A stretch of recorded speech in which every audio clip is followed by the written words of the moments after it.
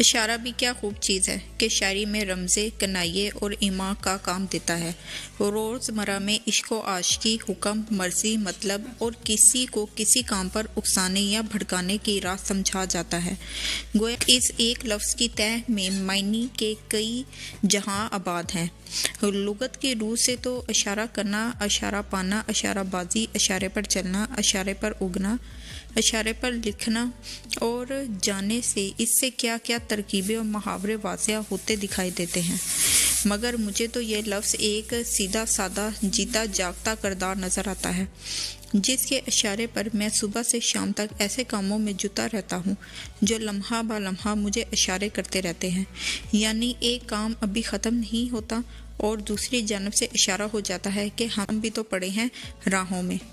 ऐसे इशारे ने जहाँ कई बिगड़े काम संवारे हैं, वहाँ अनगिनत रवां दवा कामों में भी बिगाड़ की सूरत पैदा की है। मसलन मुझे इशारा मिलता है कि मैं दूर दराज के फलां मकाम पर पहुँच जाऊँ और पहाड़ी की चोटी पर बाजी के चरण चूम लूँ तो मेरी बिगड़ी तकदीर संवर जाएगी। मगर वहाँ से वापसी का इशारा पाकर जब मैं उसी मकाम पर लौट आता हूँ जहाँ से चलता था, तो मुझ पे ये राज खुलता है कि तकदीर तो तकदीर है, इसलिए दिन रात तक़द्दुर की ज़रूरत हुआ करती है। बाबा लोग तो इशारों में ही फ़कत ये बताते हैं कि किसी खैर ख्वाह ने काला जादू के ज़रिए तमाम रास्ते बंद कर दिए हैं। इसी तरह जब कोई शख्स किसी के इशारों पर चलता है तो इस अमल के दौरान में उसकी अपनी शख्सियत मसख़ हो जाती है और वो किसी न किसी गुनाह कबीरा का मुरतब हो सकता है। लिहाजा मैं तो आपको यही मशवरा नहीं दूंगा कि आप किसी के इशारों पर चलें या किसी को अपने इशारों पर लगाएं। इशाराबाजी के ज़रिए जहाँ कोई दिलफेंग आशिक किसी को फंसाने में कामयाब हो सकता है, वहाँ उसे हरगिज़ ये नहीं भूलना चाहिए कि यह इशाराबाजी उसकी हड्डी पसली एक करने का भी बहाना हो सकती है। यानी वो मोहब्बत के ख्वाब अंदर ख्वाब झूलते चमनज़ादा में गमज़दा होने के बजाय ज़िल्लत के खाक दर खाक फैले खाराना में हमेशा के लिए गुम भी हो सकता है। इशारा आँख से भी हो सकता है और हाथ से या उंगली से भी, मगर उस मुकाम को आप क्या नाम देंगे जहाँ पूरा इंसान जिस्म सरापा इशारा बन जाता है। इसी हालत में इंसान इशारा करने के काबिल रहता है। अलबत्ता बाकी लोग आँख, हाथ, उंगली के इशारे से उसकी खूबियाँ बयान करते चले जाते हैं।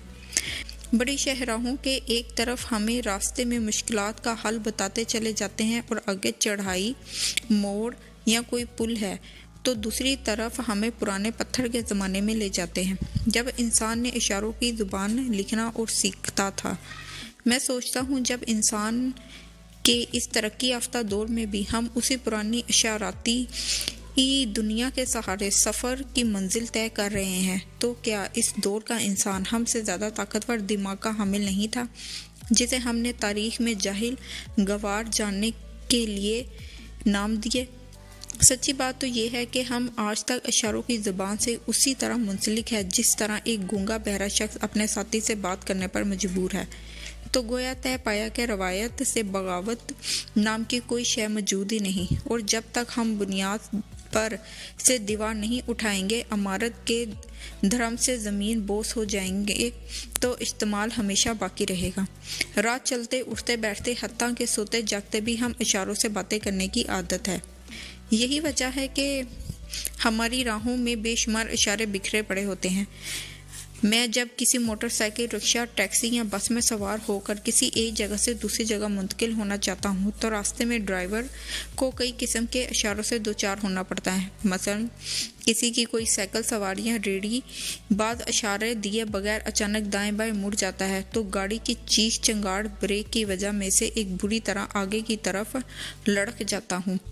इशारा कहता है कि मैं उठ के बैठूं, मगर घुटने पर लगी चोट कुछ और ही इशारा दे रही होती है।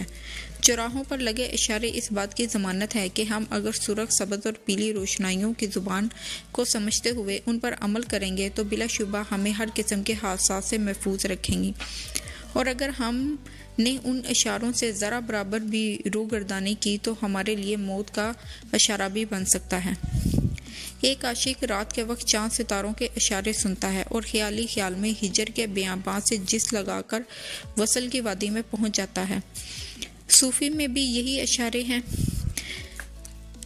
और वो अपने ज़ात की अमाक में गोताजन हो जाता है। जब एक साइंसदान का दिमाग एटम के टूटने का इशारा सोचते हुए पूरे अर्ज की तबाही का मंजर देखने में मसरूफ़ हो जाता है, अगर दूसरे रुख से सोचें तो इनकी तमाम तर कैफियत में ऐसे इशारे मौजूद हैं जो समुद्रों में, आसमानों में, ज़मीनों में ज़ख़ीरा पैदा करते चले जाते हैं। ये पेड़, परिंदे, ये फूल, सब्ज़ा, लहराते खेत, नदी, नाले, बागो बहार के नज़ारे, ये सब कुदरत के इशारे हैं। हमें चाहिए तो इन्हें ज़िंदगी की शहराओं पर नहायत खूबसूरत अवेस करके हमेशा के लिए महफूज हो सकते हैं, वरना वीरानियों के तो इशारे हर मोड़ पर दूर दूर से ही दिखाई दे रहे होते हैं। इस सब के साथ साथ मुझे अबू अली सीना की तरह अशारात से बहुत लगाव है।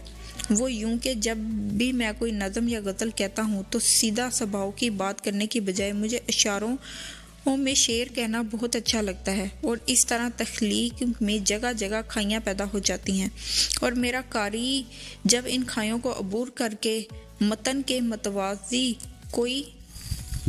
कोई और मतन दरियाफ्त करता है तो मुझे यूं लगता है कि जैसे मेरी हस्ती को पड़ लग गए हैं और मैं खलाओं के दूर दराज सफ़र पर रवाना हो गया हूँ। हर चंद के मेरे कदम ज़मीन से जुड़े रहते हैं और मैं इन इशारों में इस लंबे सफ़र से कभी वापस भी आ जाता हूँ।